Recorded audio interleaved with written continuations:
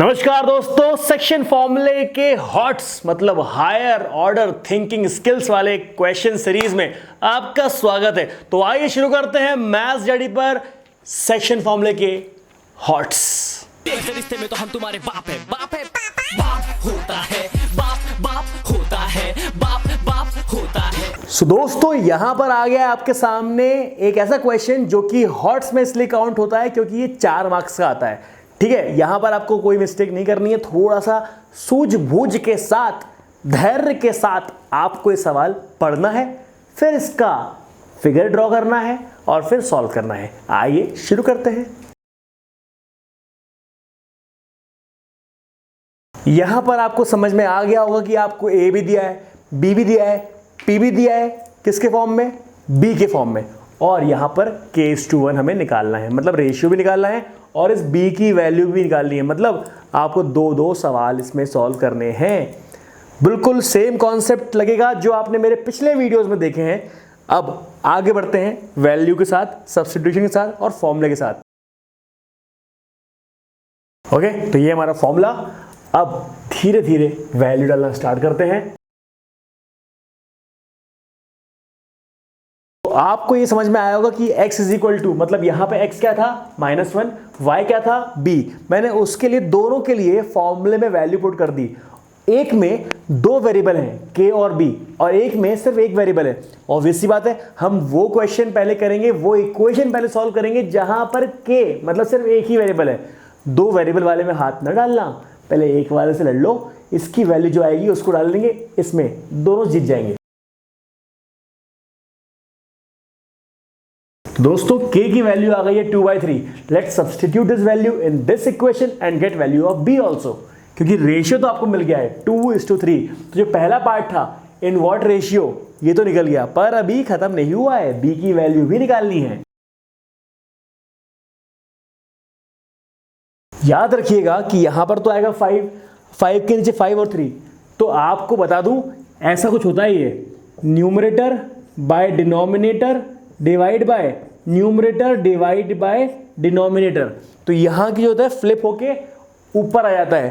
तो यहां पर क्योंकि एक नहीं था इसलिए मैंने यहां पर 1 लिख दिया। मतलब हर न्यूमरेटर के पास खुद का न्यूमरेटर बाय डिनोमिनेटर होता है और हर डिनोमिनेटर के पास उसका खुद का न्यूमरेटर बाय डिनोमिनेटर होता है। तो इस ऐसे कभी कभी गलती हो जाती है कैलकुलेशन में, वो गलती आपको नहीं करनी है। तो आंसर इज 3। सो मेरे दोस्तों, आपको ये बात तो समझ में आ गई होगी कि हमने दोनों सवाल कर लिए हैं, रेशियो भी फाइंड कर लिया है और b की वैल्यू भी फाइंड कर ली है। जल्दी से नोट कर लीजिए। तो दोस्तों, जब हम बात कर रहे हैं हॉट्स की, तो यहां पर एक टॉपिक आता है सेंट्रॉइड का भी।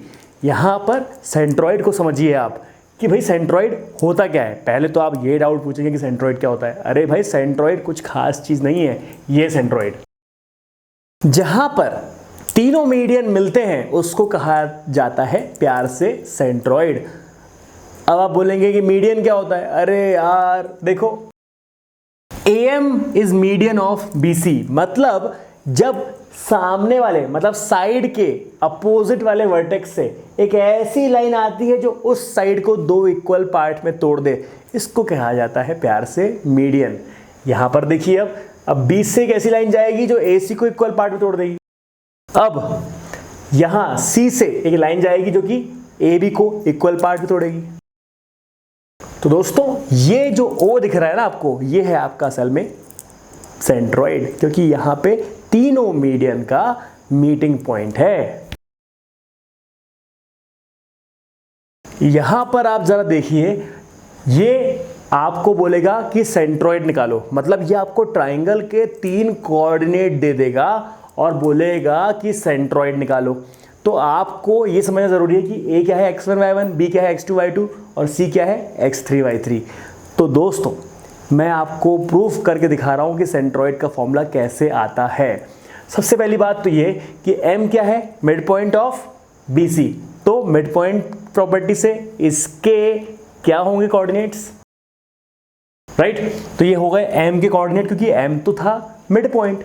अब मैं आपको बता दूं, कक्षा 9वीं में, क्लास 9 में, ग्रेड 9 में आपने पढ़ा था कि भैया मीडियन किस रेशियो में डिवाइड करता है इस वाले पॉइंट को, सेंट्रॉइड को, मतलब ओ जो है AM को किस रेशियो में डिवाइड करता है, 2:1। मतलब मैं ये बोल रहा हूँ आपसे कि अगर ये मेरा A है और ये मेरा M है, तो इसको O किस रेशियो में तोड़ेगा, 2:1 में।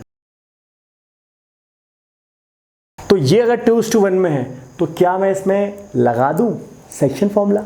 लगा देता हूं। इसको मैं बोलता हूं x और y, निकालते हैं आराम से, ठीक है।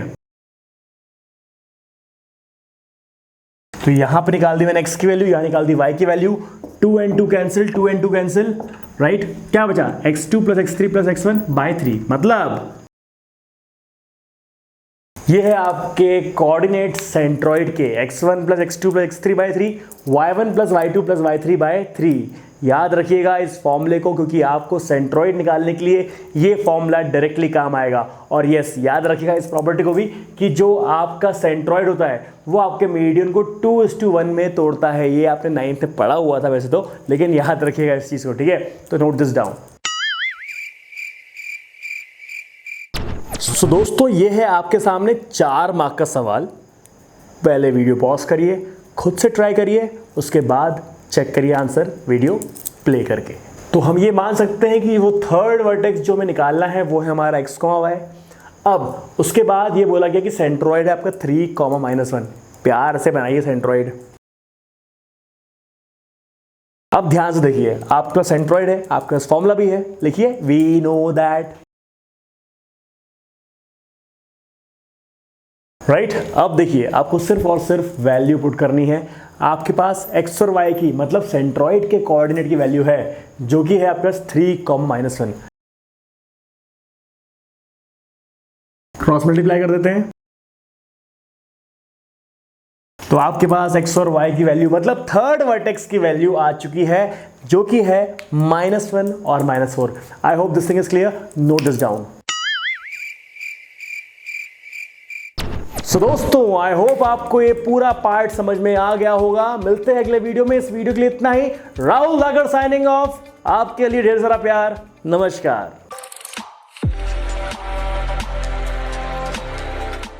C6 midgets that be fire juggling. Maybe it's just me, 'cause my mind is struggling. Babes, boyfriend is acting like a clown. Know what's going down every time that we in town. Take a look through the peephole. Yo, everybody's getting geek, bro. Stop the hate and let them leaks know.